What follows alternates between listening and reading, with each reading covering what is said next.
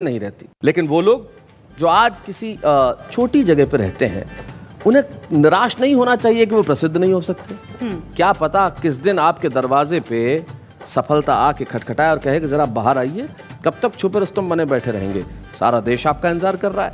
अमरावती महाराष्ट्र में एक नौजवान जिसका नाम है मनोज मद्रासी, और जब वो आते हैं तो अपने अंदाज में क्या सुनाते हैं। हम एक ऐसे छुपे रुस्तम को ला रहे हैं जो आज के बाद छुपे रुस्तम नहीं रहेंगे। मनोज मद्रासी।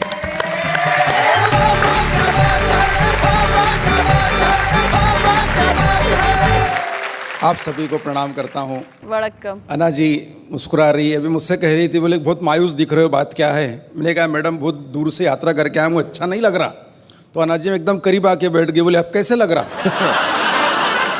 मैंने कहा अन्ना जी आप मेरे करीब आके बैठी तो मुझे ऐसे लगा जैसे कश्मीर खुद चल के केरल के पास आ गया। Very good, very nice. 4 पंक्तियां पढ़ रहा हूँ कि 8-10 बैल मिलकर अंग्रेजी फिल्मों के पोस्टर खा रहे थे। अच्छा, 8-10 बैल मिलकर अंग्रेजी फिल्मों के पोस्टर खा रहे थे। यह दृश्य देखकर नन्हे नन्हे बछड़े ललचा रहे थे। अच्छा। थोड़ी देर पश्चात मुझे पता चली यह बात, तो मैंने एक बैल से पूछा क्यों रे, सारे के सारे पोस्टर खा लिए, बछड़ों को नहीं दिए। तो बैल गुस्से से बोला उस पर तो लिखा था केवल वयस्कों के लिए। बहुत अच्छे। भले ही मैं मद्रासी हूँ, मगर एक सच्ची बात बताता हूँ शैलेश भैया जी। एक दिन कुछ हिंदी के अधिकारी हमारे घर आए, माता पिता जी से कहा, बोले हिंदी में आपका योगदान चाहिए। अब वो दोनों मद्रासी, उनको हिंदी आती नहीं, उन्होंने मुझे सामने कर दिया, बोले इसको लेके जाइए। 4 पंक्तियां पढ़ रहा हूँ कि मित्र की असफल शादी के बाद जब सफल तलाक हुआ। असफल शादी के बाद जब मित्र की असफल बहुत शादी अच्छे। के बाद जब सफल तलाक हुआ, तब तलाक के दस्तावेज पे दस्तखत के लिए मित्र के पत्नी ने पुराने संबंधों को याद करके थोड़ी सी हिम्मत करके मित्र से पूछा आपके पास पेन है क्या। हाँ। मित्र बिगड़ते हुए बोला बिछड़ते हुए भी तुमने किन शब्दों को छुआ है, अब पेन की क्या कमी है, सारा पेन तो तुम्हारा ही दिया हुआ है। बहुत अच्छे।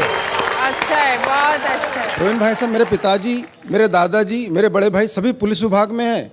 हमारे खानदान में कोई कवि नहीं शैलेश भाई जी। सिर्फ मैं अकेला ही कवि हूँ। कभी कभी तो मेरे पिताजी मुझे गौर से देखते, आखिर गलती हुई कहाँ।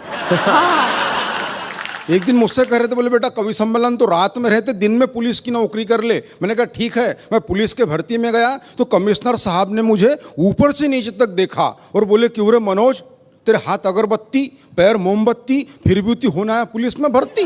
तो मैंने कमिश्नर साहब से कहा, मैंने कहा साहब मेरा सिर्फ इतना है कहना, मैं तो ये बताने आया था कि मेरे भरोसे पे मत रहना।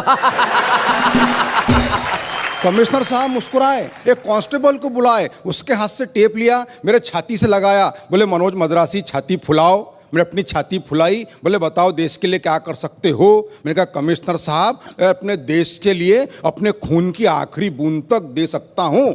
कमिश्नर साहब खुश नहीं हुए, फिर टेप खींचा, थोड़े ऊपर लगाया, बोले मनोज छाती थोड़ी और फुलाओ। मैंने अपनी छाती थोड़ी और फुलाई, बोले अब बताओ देश के लिए क्या कर सकते हो। मैंने कहा कमिश्नर साहब मैं अपने देश के लिए अपनी जान तक दे सकता हूँ। साहब खुश नहीं हुए, फिर टेप खींचा, थोड़े ऊपर लगाया, बोले मनोज छाती थोड़ी और फुलाओ। मैंने अपनी छाती थोड़ी और फुलाई, बोले चलो अब कोई ऐसी बात बोलो जिससे हमारी भी छाती फूल जाए। मैंने कहा साहब 2 लाख तक दे सकता हूँ।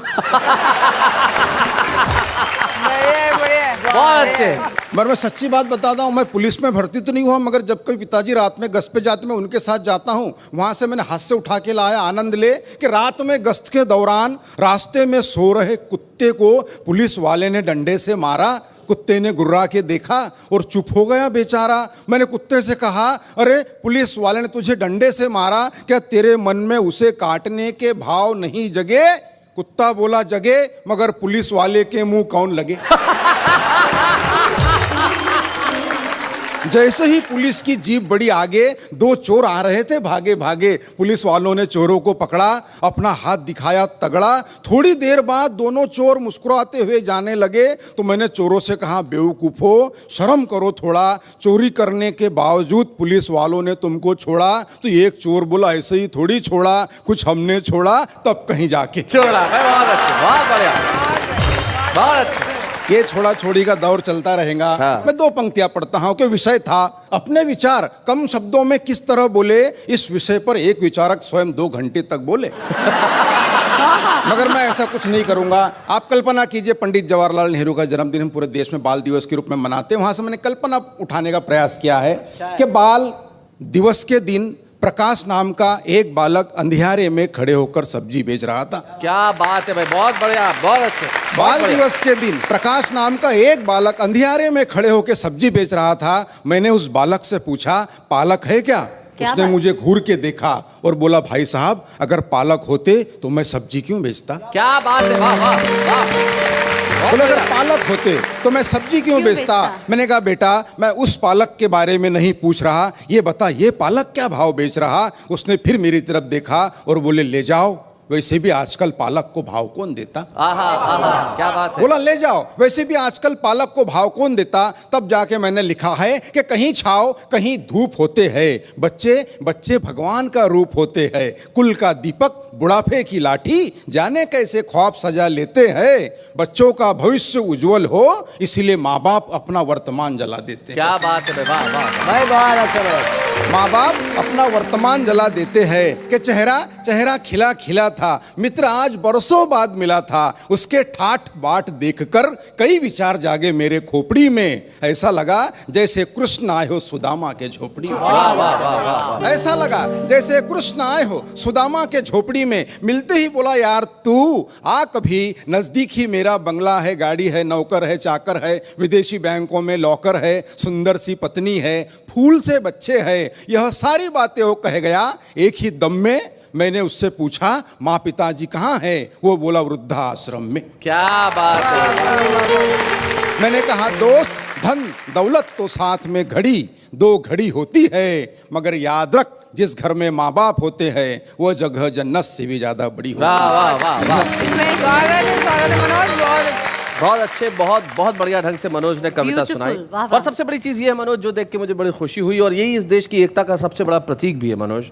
आपकी मातृभाषा तमिल है, आप रहते महाराष्ट्र अमरावती में है, वहाँ आपने पढ़ाई की, हिंदी में कविताएं लिखते हैं, और यही इस देश की सांस्कृतिक एकता का सबसे बड़ा प्रतीक है। तमाम भाषाएं मिलकर हिंदुस्तान बनती हैं, और अमरावती के मनोज मद्रासी जब हिंदी में कविता सुनाते हैं ये हिंदुस्तान का सबसे बड़ा प्रतीक होता है। हम जोरदार ताली से स्वागत करें मनोज।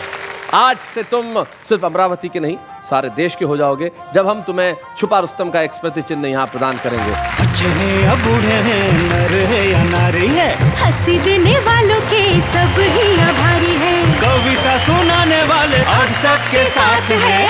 क्या बात है। और वैसे आपको बताने की जरूरत नहीं है कि नाम क्या है भाई, आप